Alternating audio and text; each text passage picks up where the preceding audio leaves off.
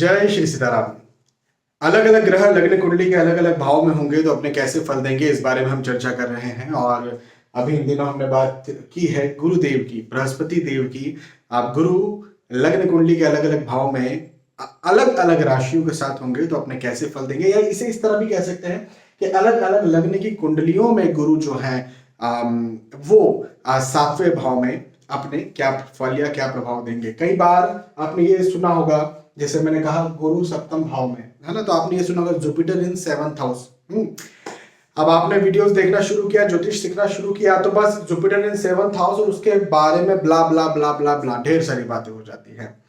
लेकिन Baba Guru 7th house में है, ठीक है, लेकिन यहाँ पर कुछ नंबर भी तो लिखा होगा ना। 7th हाउस में 1 नंबर से लेकर के 7 नंबर तक कोई तो नंबर लिखा होगा ना, या फिर अलग अलग लग्न की कुंडली तो होगी ना, उसमें 7th हाउस में बैठेंगे ना, तो फिर वो लग्न का या वो नंबर का फिर मतलब क्या मिला, यदि सिर्फ हम गुरु 7th हाउस में उसी की बात कर लें।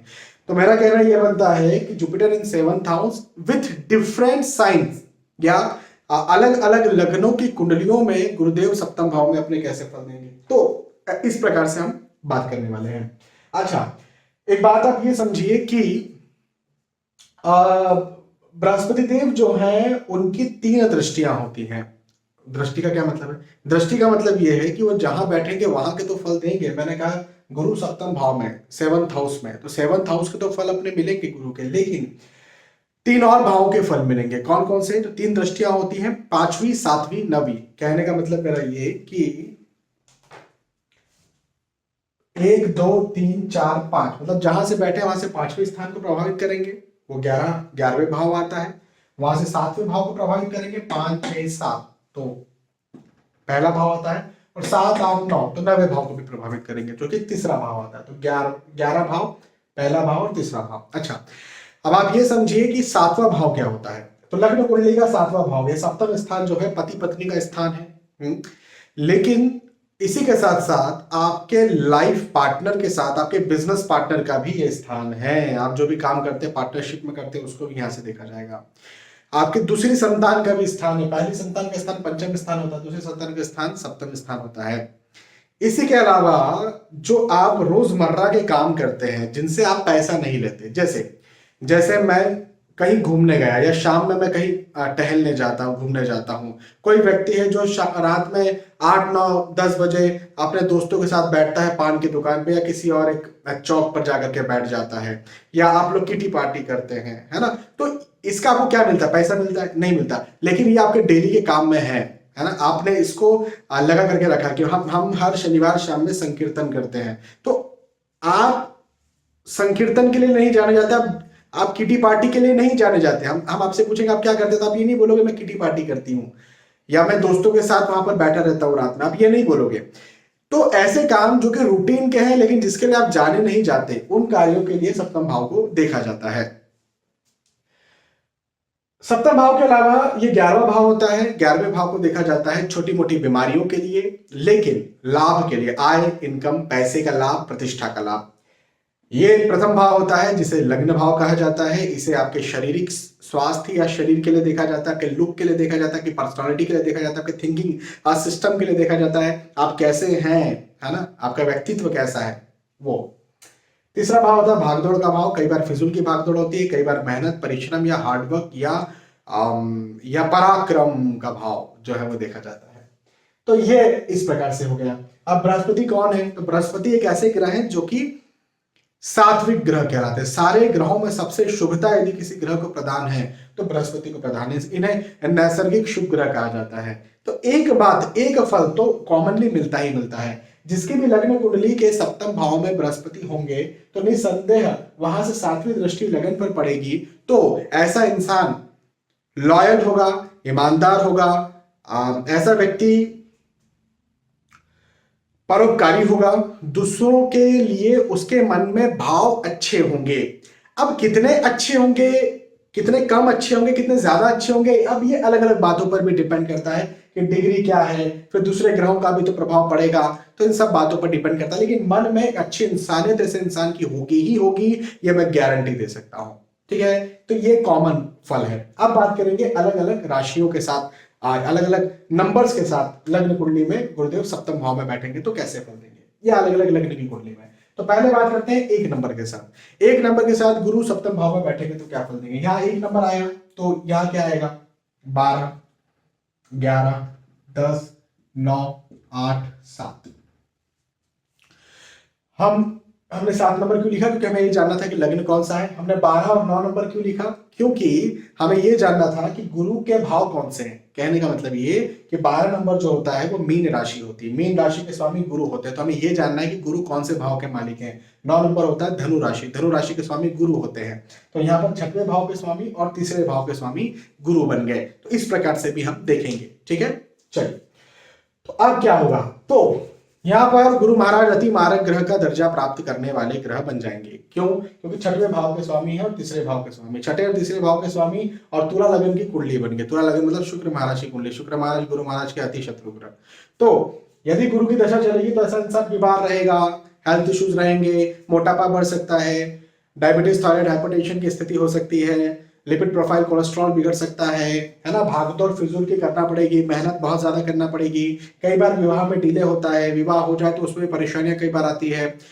कुंडली मिलान करके ही विवाह करना चाहिए, नहीं कुंडली मिलान किए बिना यदि विवाह होगा तो विवाह खराब भी हो जाएगा, शत्रु वाइफ या हस्बैंड शत्रु बन जाएगा। ऐसे इंसान बिजनेस नहीं कर सकता है, पार्टनरशिप में बिजनेस करना ऐसे व्यक्ति के लिए पाप है, खराब है। आय इनकम, नौकरी में बात करेंगे, आय इनकम के दृष्टिकोण से भी ये स्थिति बहुत अच्छी तो नहीं रहने वाली है।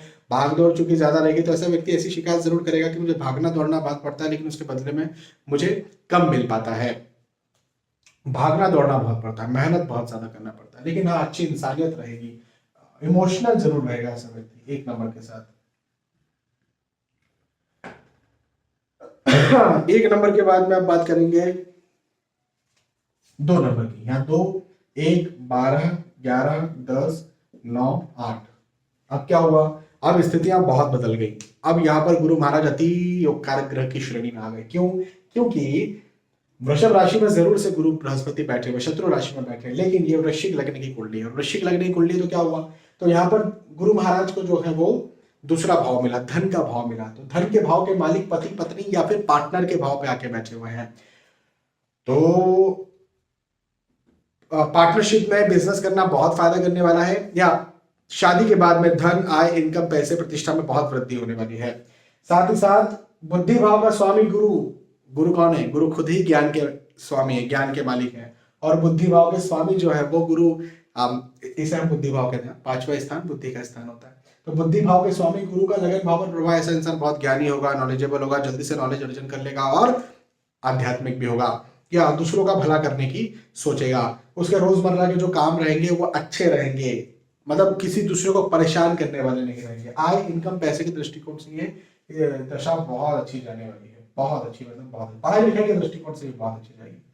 2 नंबर के साथ, 2 के बाद में 3 नंबर, 3, 2, 1, 12, 11, 10 और 9। अब क्या होगा यहाँ पर, बहुत शानदार, बोलने की बात नहीं, बोलने की जरूरत नहीं है। देखिए 9 नंबर कहां पर आ गया, लग्न पर आ गया। 9 नंबर के स्वामी गुरु होते हैं, मैंने बताया था ना, धनु राशि। तो लग्नेश खुद जो है लग्न भाव पर प्रभाव डाल रहे हैं, और कोई कहे ये शत्रु राशि है, उससे दूरी बना लेना, ये कोई शत्रु राशि नहीं है। मिथुन राशि गुरु की शत्रु राशि नहीं होती, सम राशि होती है। और फिर सुख भाव के, चतुर्थ भाव के स्वामी गुरु है, तो सुख भाव के स्वामी भी गुरु है।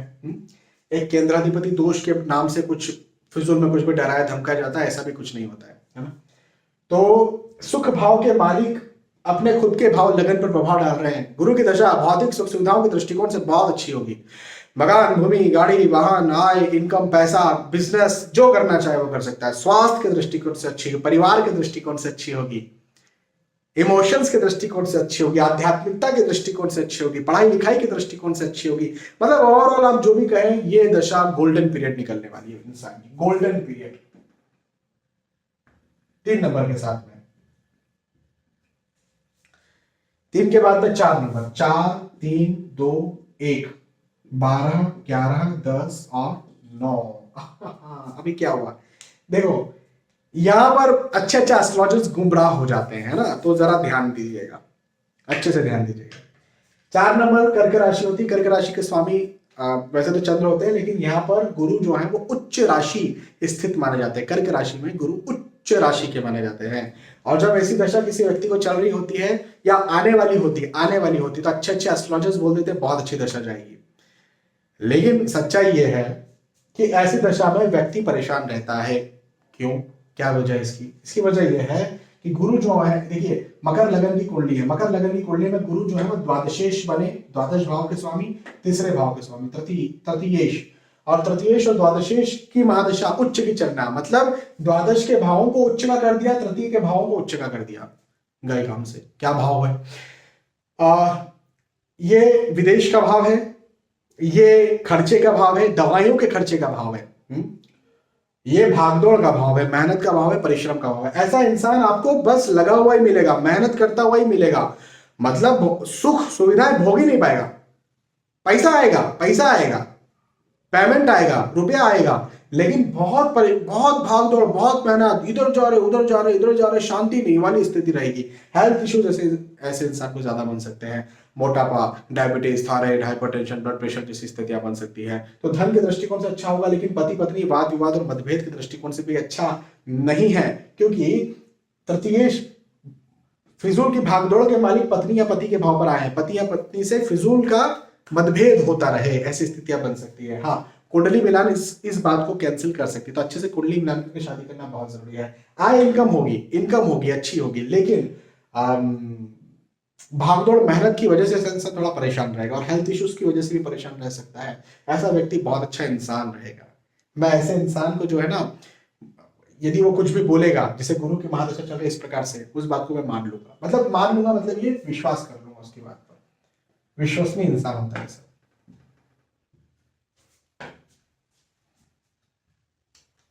चार के बाद में 5, 6, 7, 8, 9, ओह माय गॉड, सॉरी 5,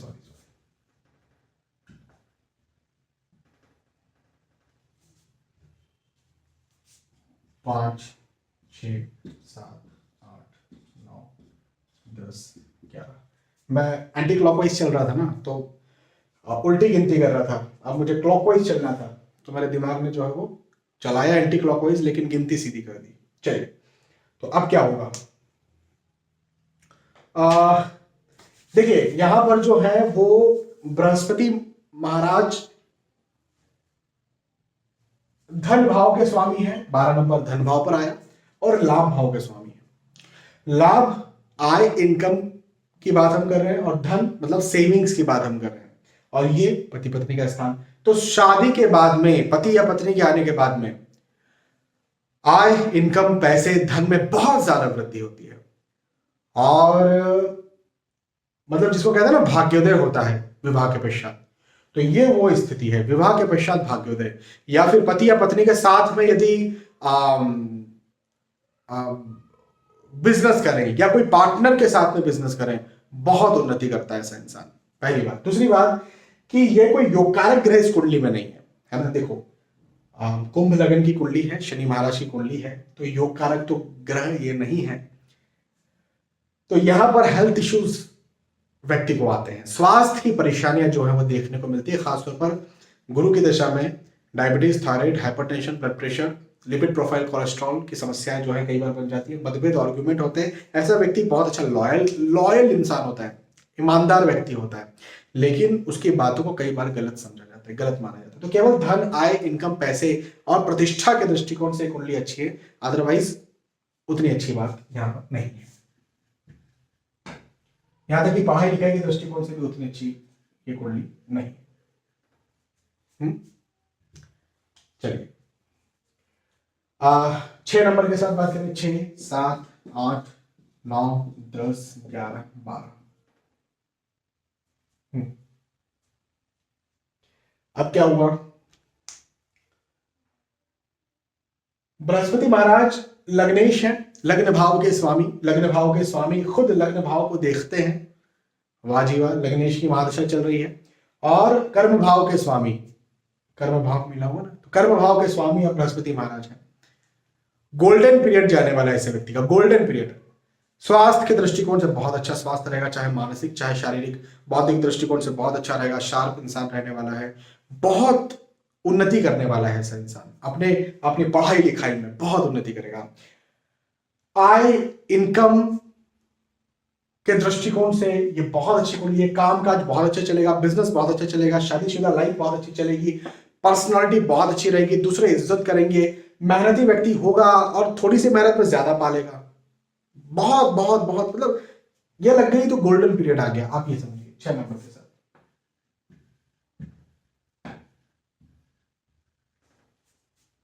6 के बाद में 7 नंबर, 7 8 9 10 11 12 1।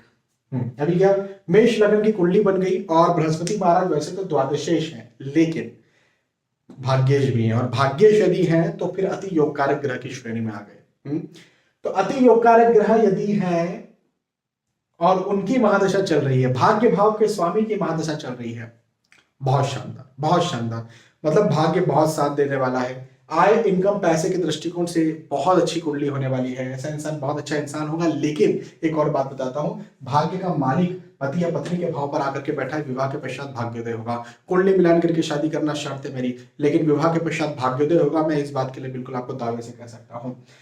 आय इनकम पैसा अच्छा होगा, पर्सनालिटी बहुत अच्छी होगी, ज्ञानी व्यक्ति होगा और इसी दशा में बहुत अच्छी पढ़ाई लिखाई भी करेगा। भागदौड़ मेहनत करना पड़ेगा, हर किसी को करना पड़ती है, लेकिन उसके फल उसे बहुत जल्दी मिल जाएंगे। हाँ, ये जरूर हो सकता है कि विदेश के बाद, माफी चाहूंगा, शादी के बाद में विदेश सेटल हो जाए या बाहर चले जाए, जन्म स्थान से दूर चले जाए, ऐसी स्थितियां हो सकती है। ये स्थितियां जरूर हो सकती है, लेकिन गुरु की महादशा बहुत अच्छी जाने वाली है। चलिए, कुंडली मिलान करना देखो बहुत जरूरी है। कुंडली मिलान नहीं करेंगे तो कुछ नहीं। 8 9 10 11 12 1 2। अभी क्या हुआ, 8 नंबर के साथ अभी बृहस्पति देव की राशि यहां थी, अब यहां से यहां आ गई। 8 नंबर के साथ यदि गुरुदेव बैठेंगे सप्तम स्थान पर, तो एक चीज तो यह होगी कि विवाह के पश्चात धन में, आय में, इनकम में वृद्धि हो सकती है, कुंडली मिलान करके शादी होगी तो। लेकिन यदि विवाह की बात यदि हम नहीं करते हैं, विवाह नहीं हो रहा है अभी, तो चिंता तनाव एंजाइटी डिप्रेशन की स्थितियां बनेगी। हालांकि विवाह हो गया तो भी चिंता तनाव ऐसा इंसान बहुत ज्यादा करेगा, कई बार डिप्रेशन की स्थिति बन जाए, वैसी स्थिति भी होगी, हेल्थ इश्यूज भी जो है वो ज्यादा हो सकते हैं। लेकिन आय के दृष्टिकोण से कुंडली अच्छी होगी, आय भाव के स्वामी की महादशा चल रही है, तो इनकम के दृष्टिकोण से ये समय अच्छा होने वाला है। भागदौड़ मेहनत बहुत ज्यादा करना पड़ेगा, बहुत परिश्रम करना पड़ेगा, स्वास्थ्य का ध्यान रखना बहुत जरूरी है, और कई बार ऐसे व्यक्ति की वाणी को गलत लिया जा सकता है, गलत समझा जा सकता है। ठीक है, 8 नंबर के साथ अब 9 नंबर के साथ बात करेंगे। 9 10 11 12 1 2 3।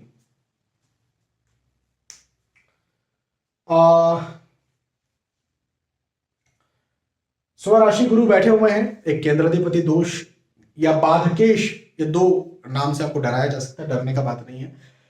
पंच महापुरुष योग कहलाता है। गुरु केंद्र भाव का स्वामी खुद केंद्र भाव पर बैठेगा तो पंच महापुरुष योग कहलाता है। पंच महापुरुष योग की स्थिति बनेगी, बहुत अच्छी स्थिति रहेगी। ऐसा व्यक्ति जो है वो अपने यदि गुरु की दशा चल पड़ी तो बौद्धिक दृष्टिकोण से बहुत अच्छा होगा, शार्प माइंड होगा, ज्ञानी होगा, दूसरों का भला चाहने वाला होगा, सात्विक होगा, ईमानदार होगा, आय इनकम पैसे के दृष्टिकोण से बहुत अच्छा होगा, कामकाज उसका बहुत अच्छा चल रहा होगा। भागदौड़ मेहनत ज्यादा करनी पड़ेगी, बिल्कुल ज्यादा करनी पड़ेगी, लेकिन उसे उसके बदले में वो मिल जाएगा जिसके लिए वो भागदौड़ मेहनत कर रहा है या कर रही है ना। तो डरने का कोई बात नहीं है 9 नंबर के साथ।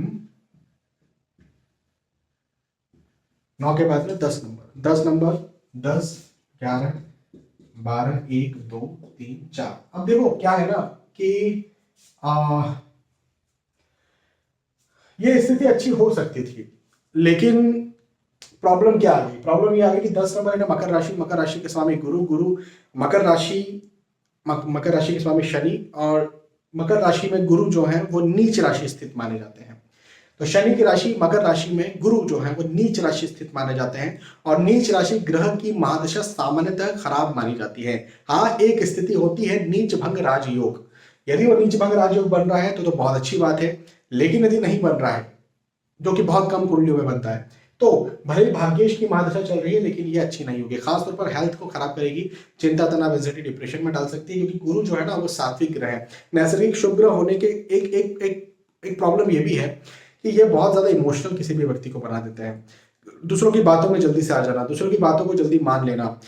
दूसरा परेशान है, उसने बोला मैं बहुत परेशान हूं ना, माँ सीता और रावण। तो रावण ने बोला कि नहीं, आपको तो जो है मुझे भिक्षा देनी पड़ेगी और इस लक्ष्मण रेखा को लांघना ही पड़ेगा।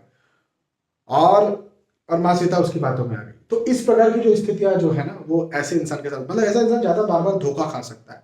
तो इस बात से जरूर से बच के रहना चाहिए। पढ़ाई लिखाई में मन न लगना या चिंता तनाव ज्यादा होने की वजह से याददाश्त उतनी अच्छी काम न करना, ऐसी स्थितियां भी हो सकती है।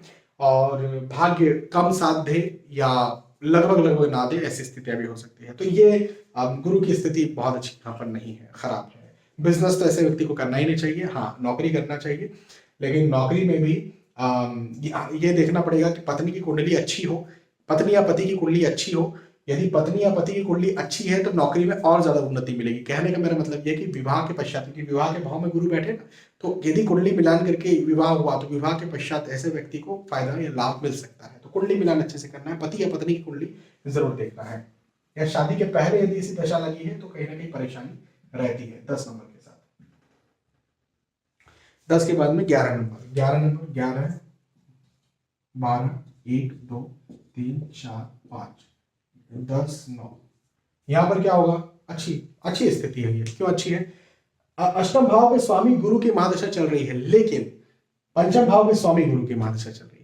और पंचम भाव के स्वामी यदि गुरु है तो अष्टमेश का दोष नहीं लगेगा, क्योंकि अति योग कारक ग्रह हो गए। और अति योग कारक ग्रह पंचम भाव के स्वामी गुरु दशा चल रही है, तो ऐसा व्यक्ति बुद्धिमान होगा, शार्प माइंडेड होगा, है ना। ऐसा व्यक्ति पढ़ाई लिखाई के दृष्टिकोण से बहुत अच्छा होगा। ऐसा इंसान जो है इमोशनल ज्यादा हो सकता है, ओवर इमोशनल हो सकता है, चिंताएं ज्यादा कर सकता है, तनाव में ज्यादा आ सकता है। लेकिन आय, इनकम, पैसे के दृष्टिकोण से ये स्थिति बहुत अच्छी होने वाली है। भागदौड़ मेहनत तो करना ही पड़ेगा, लेकिन उसे लाभ भी ऐसे व्यक्ति को मिलेगा। बिजनेस ऐसा व्यक्ति कर सकता है, पार्टनरशिप में बिजनेस भी कर सकता है, बिजनेस में भी बहुत अच्छी उन्नति होगी। नौकरी में भी गुरु की दशा में बहुत अच्छी उन्नति होगी। 11 नंबर के साथ। और अब फाइनली 12 नंबर, 12, 1, 2, 3, 4, 5, 6, 7, 8, 9, 10, 11। चलिए, अब क्या हुआ? तो यहां पर बहुत अच्छी स्थिति है। क्यों? क्योंकि देखो, स्वराशि गुरु बैठे हैं, पंच महापुरुष योग की स्थिति में आकर के बैठे हुए हैं गुरु। और पंच महापुरुष योग की स्थिति में यदि गुरु की दशा चल रही है तो बौद्धिक दृष्टिकोण से ऐसा इंसान बहुत शार्प होगा, मानसिक दृष्टिकोण से बहुत शार्प होगा, पढ़ाई लिखाई के दृष्टिकोण से बहुत शार्प होगा, अच्छी पढ़ाई लिखाई कर पाएगा। हाँ, इमोशनल ज्यादा होगा, इमोशंस को थोड़ा सा कंट्रोल करने की जरूरत है। लेकिन सुख भाव के स्वामी की दशा चल रही है, तो भौतिक सुख, मकान, भूमि, गाड़ी, वाहन का सुख गुरु की दशा में मिलेगा। मकान, भूमि, गाड़ी, वाहन का सुख मिलेगा तो पैतृक संपत्ति से भी मिलेगा। लेकिन खुद यदि नौकरी, व्यवसाय, प्रोफेशन में है तो उसे बहुत ज्यादा उन्नति होगी। तो नौकरी, व्यवसाय, प्रोफेशन के दृष्टिकोण से स्थिति बहुत अच्छी है। पति या पत्नी बहुत अच्छा इंसान मिलेगा, पक्की बात है। कुंडली मिलान जरूर कर लीजिएगा, लेकिन पार्टनर बहुत अच्छा मिलने वाला है ऐसे इंसान को, है ना। और खुद इंसान भी बहुत अच्छा होगा। मतलब ऐसे लोगों को जब गुरु की दशा चल रही है और ऐसे कई गुरु बैठे हुए हैं, मैं ऐसे लोगों को बहुत विश्वास के साथ, बहुत इज्जत के साथ देखता हूँ। बहुत अच्छे लोग होते हैं। आपको यदि कहीं है तो आपको भी मैं इज्जत के साथ ज्योतिष दिखा रहा हूँ। बहुत अच्छी ये आपकी कुंडली में स्थिति है, और यही स्थिति आपको एक धार्मिक, एक आध्यात्मिक और एक अच्छा इंसान बनाती है। ठीक है ना। तो ये हमने बात की है 1 नंबर से लेकर के 12 नंबर तक गुरु सप्तम भाव में बैठेंगे, या अलग अलग लग्न की कुंडली में गुरु सप्तम भाव में बैठेंगे तो अपनी महादशा में वो कैसे फल देंगे, इस बारे में मुझे विश्वास है कि आपको बात समझ में आई होगी। आपको वीडियो पसंद यदि आया है, बात समझ में आई है, तो मुझे बताइए कि हाँ, समझ में आई है। फिर मिलेंगे आने वाले वीडियोज और एपिसोड्स में। तब तक के लिए आज के इस वीडियो में मैं आपसे विदा चाहूंगा। जय श्री सीताराम।